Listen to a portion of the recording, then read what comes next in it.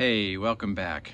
I think I'm going to walk through the vehicle and show you everything that needs to be repaired and maybe a little history as well.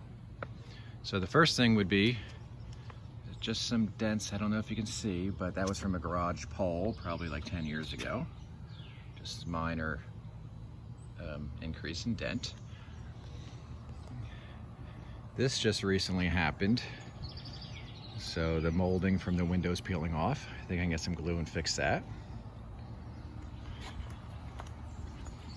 Now, mechanical repairs need a rear valve cover gasket, as you see the smoke coming from it. Needs a new transmission because the spider gears are shot. It needs a VRIS, one of the VRISs, replaced. Thanks to Josh White's videos, I now know how to replace it in the Probe or any Mazda. What else? Oh yeah, the cam friction gears I probably like to replace when I'm in there doing the rear valve cover gasket, as well as the EGR valve.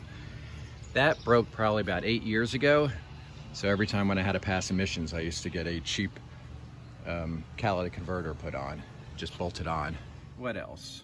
The rear caliper, the brake, the parking brake, when the parking brake is on, it leaks a little fluid. So that should be straightforward to replace. Just got to replace the caliper or get a new caliper or rebuild the old one. The antenna no longer goes up and down. That broke probably a good 10 years ago. It makes a noise, the motor works, but I think the teeth gears or the plastic teeth gear needs to be replaced. So that's low on the list, of course. This is where I got rear-ended like 3 times. I don't know if it shows up on camera, but 3 times over the 26-year history that I've owned this, it's been rear-ended. And once, an indentation of the truck's license screw was left. So that's not good. There's a little body mold and crack. That was done probably 20 years ago. I came back to check on the car, and it was cracked, and of course the repair people are like, oh no, it was like that. And I think that's pretty much it. So mechanically, it's just got a few repairs to the engine, but everything else is still looking good and working good. I'll do some paint correction. The AC still blows cold. The dashboard is still in pretty good shape. So yeah, it's just a matter of me getting on it.